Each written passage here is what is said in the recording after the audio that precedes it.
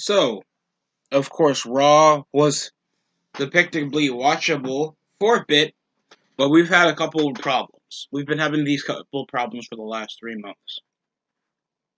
The situation have had nothing with the retribution stable until now, going over something at least like relevant over the standpoint of Mustafa Ali having bitterness around Kofi Kingston from having a pushback in 2019.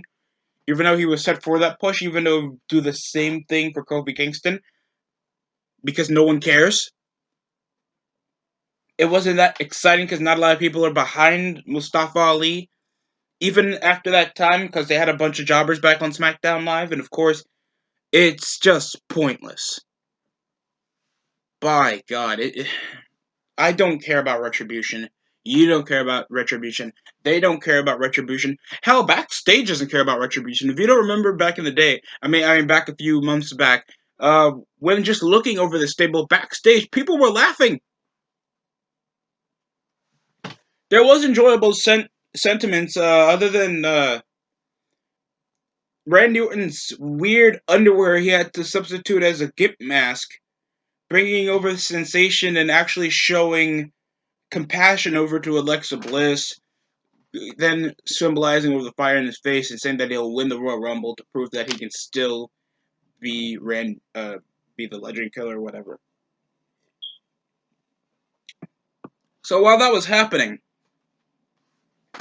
like there was like no centerpieces to show any semblance of drama, especially when you have literally one of your biggest pay-per-views with people still thinking that the brand split still means something. And the only thing that got me like to calm down, like, oh my god, the show's gonna suck, was literally when the Hurt Business was coming, and the storyline with that is that Shelton and Cedric are struggling to coexist. Like, we can't just have 1 year, at least half a year of dominance. Like, I don't mind you trying to make Eagles pull. Like, obviously, that Cedric is supposed to be the hotshot young guy, and Shelton's having a struggle to coexist with him. That's a fine sentiment, but they're already tag team champions already with a dwindling tag division. What's the point of them having arguments while they're squashing the Lucha House Party? Make no sense, right? I'm just saying, man. Other than that, what else happened? Asuka was in, of course, stupid Alexa Bliss's Stockholm Syndrome playground. We had Charlotte Flair, Peyton Royce, obviously, with Lacey Evans in a sexual relationship with Ric Flair, even wearing her robe. It kind of looked like her robe, but it was a major distraction piece. So that makes Asuka just a minor character, like the Raw Women's Champion, like the minor character. I don't mind. At least we have a semblance of a storyline, and it's going to at least keep over attention with Lacey Evans actually trying to use her feminine wiles because she's the Southern Belle. Of course, trying to manipulate Ric Flair to get to the head of Charlotte to obviously try to get a shot for the women tag team belts. I guess this would make a bit more sense if Charlotte was the Raw Women's Champion, making it more over a one-on-one storyline than just entering Lacey Evans just to job out to Charlotte. I mean, she tried to swing a neck breaker. There was a couple of moments over the ground game when she was just at least taking advantage while Lacey was just taunting Charlotte, but the figure eight was still locked on. And she won with Lacey Evans just still in the back. Like, poor Peyton Royce. Like, at least people had, like, oh, Peyton has potential because she's more attractive than Billy and has at least some semblance of a character. I mean, not much of a character, but at least she can talk trash. She has a bit of a personality. I can get behind Peyton Royce, but you can't just break her up just to make her a minute character. While at least these women were like the second what like 2-time tag team women's champions. Like, you're making this really minute. And just to break up a notable tag team, to just put her a part of a tag team that makes no sense. It just, oh my god, the inconsistencies with WWE. It's always gonna be more constant than apparent. Okay, next up we had Xavier Woods. He shaved. That's practically the only positive I can say that happened to Xavier Woods, other than jobbing out to fucking Mace. I mean, to Dio Madden. I don't care. These guys were looking like they have scab markings that were supposed to be like painted faces with freaking gimp masks out of Mad Max after they were killed separately and painfully. That's what these guys look like. I hate everybody part of Retribution. I have never thought of hating anything that much in my life because obviously I'm not a hateful person. Whenever some dumb shit happens to me, I let that be. But they just make me hate pro wrestling. Oh, God. So what happened over in the middle of this matchup? Not much. Other than at least the target now from the last couple of weeks, just squashing Ricochet over these last couple of weeks, making Ricochet a jobber, even though this guy used to challenge Brock Lesnar for the WWE Championship. I mean, I know he's gonna win, but at least make it like a 5-minute match or some crap like that. I mean, if you're going to actually get some stock over the guy, but people think, oh, Ricochet's better than that. What is Ricochet? He's just WWE superhero. Shut up.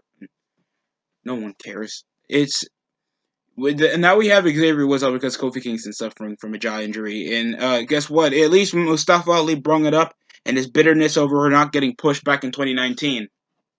Lowest ratings on SmackDown. Sure, you want that, Mustafa, whatever. So he's bringing his hatred and pain over to Xavier Woods to extend to Kofi Kingston. Power slam, there were some counters over with Inzaguri's. Retribution got a bit involved, but then Mace picked up the victory with, I think, a cool spine buster.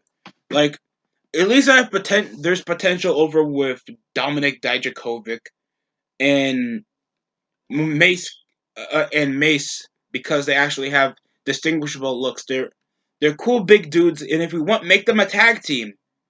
Don't just harass them over freaking mid card purgatory like the rest of the mid cards that are not like Randy Orton, Drew McIntyre, or at least AJ Styles. There's no suitable top guys, and you have no identifiable guys in the mid card. Like, I don't really care about Retribution. The New Day already lost its lunder for like 4 years ago, and and they're just gonna win tag belts regardless because WWE thinks they're still a profitable source because like a minute amount of kids that actually watch pro wrestling actually cares. And the women's division is so indistinguishable that we know that Charlotte's probably gonna win like 10 more championships in just this decade because she's already like a 10-time women's champion even though she started in the main roster like 2015. That can tell you something about how much Vince really puts that much stock, or even Stephanie McMahon, that she made up this women's revolution. Even the time when they have main event slots, they have elimination chambers, they have Hell in the Cells now, main events on pay-per-views. Hell, they even had their own women's only pay-per-view to be the most lowest viewed, lowest stocked, and least popular parts of WWE over this recent decade. That can tell you something. Next up, we had, of course, Asuka talking to Alexa Bliss over in her playground. Huh. So, of course, they were reviewing over what happened with the Fiend, kept pushing Alexa's buttons, then they tried to get over in the head and kept going face to face, and they kept and brought up that the Fiend isn't here. Asuka kept like being jumping. Like, I like Asuka, but by God, it just makes her look like such a minute character. Like, she's like one of the most impressive in the ring, but she has no semblance over as the gimmick, and I understand the language barrier. And most of what happens on Raw, she's like literally the most entertaining, even though most people can't understand her. But by God, dude, it just feels so minute. Like Alexa, she just gets more gothic. Charlotte gets a storyline. Nia Jax and Shayna, or at least doing the Royal Rumble, while Asuka just has no challenges because you have nothing set up for her. It's just so weak. It's just so weak, and you see the problem with this. You can say the same thing what happens in the women's division on SmackDown. Probably I'll complain about the same thing. Next up, we had Shayna Baszler against Mandy Rose 1-on-1. Just for Mandy to job. Like, there were, like, the first half after this tag team, they were winning matches. They were in multi-women tag team matches. They were at least making themselves a suitable character. I mean, a suitable tag team. And it's like, okay, fine. Generic fine tag team with two hot athletic blonde chicks. Fine. But, they've been just jobbing to Nia Jax and Shayna Baszler. Kakuna clutch. There were some counters over trying to get away from her arm submissions and stomping on her arm. Those always generic spots. And then it just goes into her just ticking over the Kakuna clutch after there was some miscommunication. Other than that, the match was quick and boring. Like, there wasn't even an entrance set up over for Shayna Baszler that much. There's like a 3-hour show, and you can't have a semblance of at least a tiny bit of more segments, more vignettes, more backstage segments. Like, anything to excuse the hour mark that I have to see another Mandy Shayna Baszler match, Dana Brooke and Shayna Baszler match. Like, I don't really want to watch these. Sure, I know that Naomi's out with injury, and I don't even care about Naomi over this standpoint, but if I were you, I would just unify the women's belt so I just have an excuse to see at least different matches over the span of a few. Where's Nikki Cross or something? Isn't she on Raw? Why can't she just job out? She has no semblance of a character. She just looks like a quiet Euro chick that you probably like rejected back at like your senior year or some crap.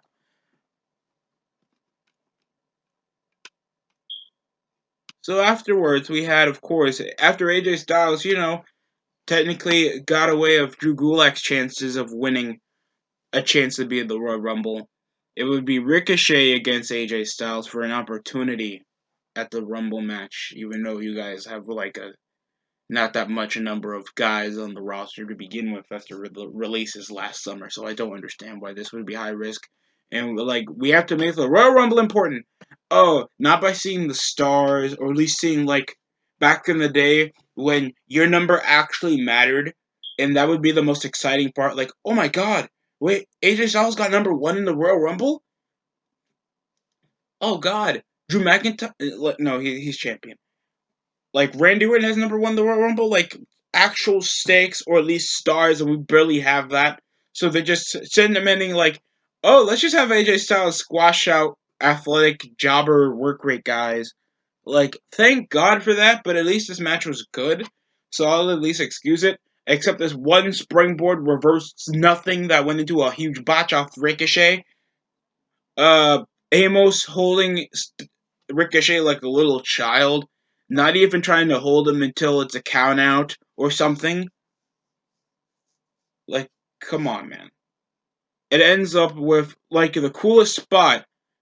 After trying to go for a springboard, he literally suplexed him into the ropes to a Styles clash. That was literally the coolest finishing move of the night. There was the phenomenal forearm that got counter reversed into a recoil, but that only got a near fall. The match was pretty fun. So I'll at least admit that, but like, what else do they have for the mid card? My God, yo, they're showing me an old picture of the dirt sheet of like the Miz already acting as already like a scunt as he is, and of course we have John Morrison that technically hasn't changed except he has a bit of facial hair now. You gotta kill to be John Morrison, man. I mean, I would like a decade, and you look in yourself and your physique still looks the same. I would kill for that, man. And of course, we got Miz and Morrison with their biggest. It would be Gilbert. Well, the only thing is that I heard that Gilbert was suffering over a heart attack, so good to see him in good health. We also had, of course, some dude mock over Drew McIntyre, so instead of like asking Goldberg some questions, and of course Drew McIntyre couldn't be here, he still addressed later in the night over his COVID that he'll probably be in a good recovery to at least come to Raw next week. So he might be not competing, but at least he'll have something to do, I guess. Except they're probably gonna put a dome over his head like they did back in the Simpsons movie. Other than that, I don't really care that much. The joke's stale. Miz is stale. He can barely make a joke at least punch. He can't target anything. I swear to God, people are still going to bring up that. Remember talking smack. Remember talking smack when he Daniel Bryan's more popular than him. Either of how you disrespect the guy in the indies, casual, at least a semblance of WWE fanboys like Daniel Bryan, because of Team Hell No, he's better in the ring than him and he has more moments than him. It's freaking. Miz is gonna go to the Hall of Fame anyway, because technically the Hall of Fame has no standards since they put freaking Torrie Wilson there instead of like guys like Christian or the British Bulldog. Or I know why they can't do Owen Hart. Should have done Chris better. I'm joking. Other than that, it's just God, I hate the Miz. Just know that he's only relevant for like one promo. He has no memorable matches. I really hate his jokes. The Miz TV sucks. And even how he brings it up back over to the Return of the Dirt Sheet. Remember earlier when they even brung it back, they used to do these skits. They actually did jokes. They actually did little vignettes. And the only thing that I remember is that they had Lance Storm show up. That's like the most blandest human being on earth. The blandest pro wrestler on earth. And practically the guy to kill off Raw Underground's actual grit in adult content that actually was winning fans over to watch in the third hour of Raw during their time in the training facility. But other than that, it's just bad. Miz is just terrible. The segment was bad. I swear to God. And the only thing he said is that it doesn't matter who's going to win because I'm still going to walk out WWE champion over a practicality. Because Morrison cashed in. Not. Oh God, it sucked. God, it sucked. I don't care if the Miz wins. Next up, we had the Hurt Business in a six-man tag with Bobby Lashley, Cedric Alexander, Shelton Benjamin against Matt Riddle after Lashley stomped on his foot earlier in a backstage segment, and then Lucha House Party that I think recently. I think I saw a clip on the WWE NXT for I think the Dusty Rhodes Classic. And I thought the Dusty Rhodes Classic was like an 8-man tournament. And we just have some guys from the NXT roster. You don't even bring guys from the NXT UK roster. I think most of them are already reported sex offenders and just jobbers. They have no semblance to be in this tournament. It just made no sense. Lince Dorado. It just took, I think, Grand Mad Lee getting Full Nelson submission hold to win the match after Cedric and Shelton were just miscommunicating, having over arguments. We had some Hurricane Ranas.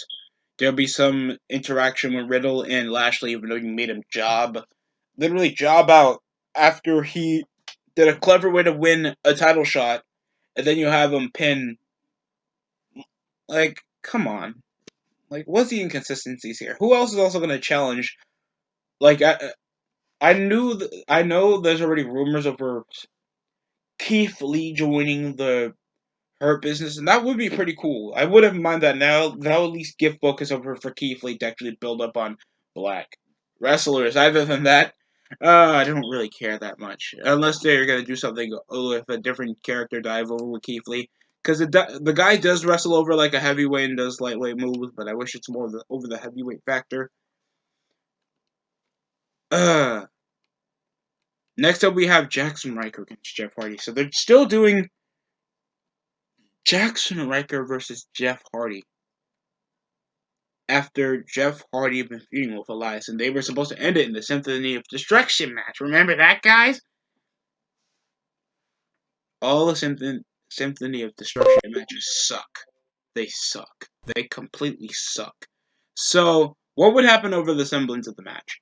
Spinebuster, Whisper in the Wind, some distraction, tossing him over the top rope, but then it caught the ref's attention, causing it a DQ finish. Jeff Hardy wins, making Riker seem pointless to even have a match, even though you put him as the bodyguard Wild card as your, muscle, and you have him lose off a DQ just to get him back for no reason. Even though Riker is already a wrestler that just came from SmackDown. They don't even reference that he was part of the Forgotten Sons faction. Even how short lived that was, even though I thought it had potential.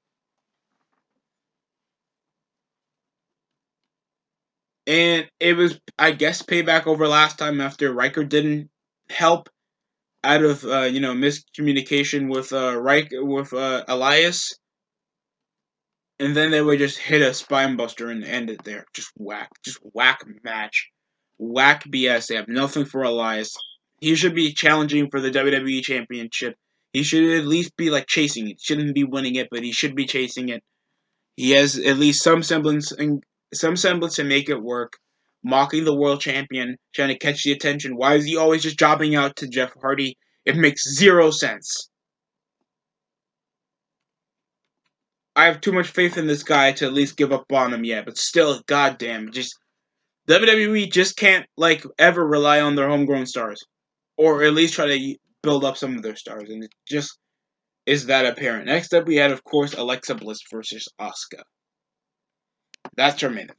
That's her freaking main event.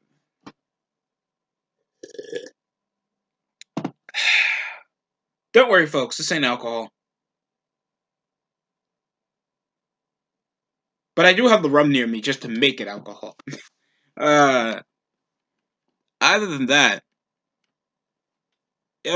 we had our main event. So we had some quick technical holds.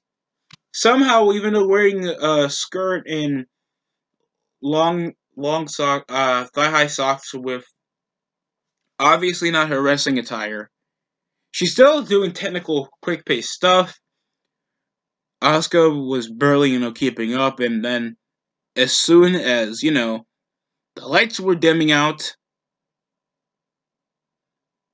she just turned her attire and Bliss would defeat her. I like her new theme song. It's like just sounds like somebody's about to cough. But other than that, it's a pretty different from her previous theme, even though I didn't mind her old theme. Uh, yeah, but that's our main event. I think that should have been like a lower card matchup. I mean, it's better than just having the 6-man tag go last.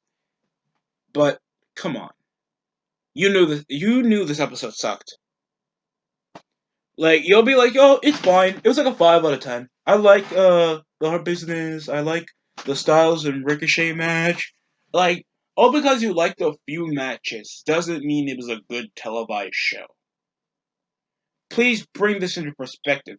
It's a TV show. This is live on prime time on a TV channel, a TV channel, where you have writers, you have wrestlers that are also actors. They also do third-party stuff with a billion-dollar corporation. It's a show. It's not a wrestling indie show. We should be treating this a bit more better, and especially over their pacing standards where they have 3 hours to do this garbage. So I will not be going nice on it. This show gets a 4 out of 10. I like the Ricochet and Styles match, but other than that, there was sloppily paced stuff. I like the adult sentiments that they at least had some aftermath with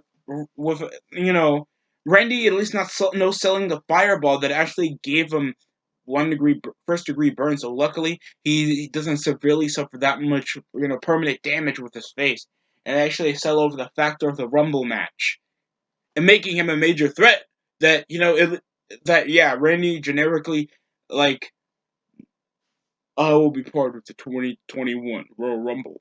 But at least he made himself a major threat, and these guys barely sell themselves as big competitors for the Royal Rumble, and I don't even know who's gonna win. Possibly, not gonna be Lashley. I don't know if it's gonna be Styles. Possibly, I don't know, and I have no semblance of caring because I don't see any top faith that they see winning the Rumble. Uh, I don't mind the selling factor over Goldberg and McIntyre.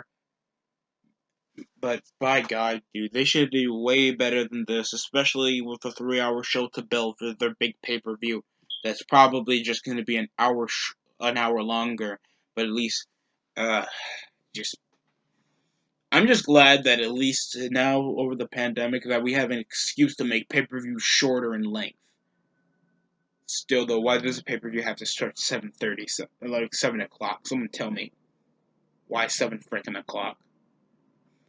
Other than that, that's my review of Monday Night Raw. Sure, it's 25 minutes, but you'll take it as it is. This is my opinion, and if you have anything to say about that, type it in the comment section so I can read it. Other than that, that's all I have for today.